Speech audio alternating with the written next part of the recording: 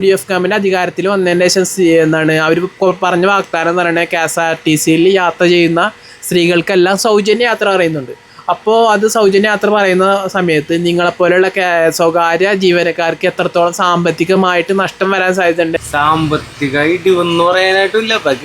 നമ്മ സ്വകാര്യ ബസ് ആശ്രയിച്ച് പോകുന്ന ആൾക്കാർ സ്വകാര്യ ബസ്സിൽ കയറും, KSRTC ആശ്രയിച്ച് പോകുന്ന ആൾക്കാർ KSRTC കയറും. അല്ല, അപ്പോൾ ഇത് ഞാൻ കുറെ അധികം ചോദിച്ചതിന്റെ അടിസ്ഥാനത്തിൽ മനസ്സിലായത് പറഞ്ഞാല് 70% അല്ലെങ്കിൽ 80% യാത്രക്കാർ സ്ത്രീകളാണ്.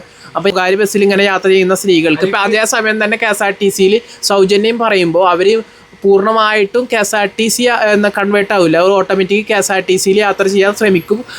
വന്നിരുന്ന സ്ത്രീകളെല്ലാം KSRTCയിലേക്ക് മാറും. അത് നിങ്ങളെ സാമ്പത്തികമായിട്ട് ബാധിക്കില്ല എന്നാണ് പറയുന്നത്. ബാധിക്കൂലെന്നല്ല, അതിപ്പോ നമ്മ എന്തും തുടങ്ങിക്കഴിയുമ്പോ അറിയാൻ പറ്റുള്ളൂ. ഞാൻ പറഞ്ഞതെന്ന് വെച്ച് കഴിഞ്ഞാല് സ്വകാര്യ ബസ് ആശ്രയിച്ച് പോകുന്ന ആൾക്കാരെന്നും സ്വകാര്യ ബസ് ആശ്രയിച്ച് പോകും. ഇപ്പൊ ഈ സ്ത്രീകളായാലും എന്തായാലും അതല്ല, KSRTCയിൽ കയറുന്ന ആൾക്കാർ KSRTC കയറും. പിന്നെ പാർട്ടി അനുഭവം എന്തെങ്കിലും ആണോ? ഞാൻ പാർട്ടി അനുഭവം ഒന്നല്ല, എന്റെ വീട്ടുകാരൊക്കെ UDF ആണ്. പക്ഷെ ഞാൻ അങ്ങനെ ഒരു പാർട്ടിയിലായിട്ടെങ്കിലും എനിക്ക് സംസാരം കേട്ടിട്ട് UDF ചോയുള്ള ഒരാളുടെ സംസാരം പോലെ തോന്നുന്നു.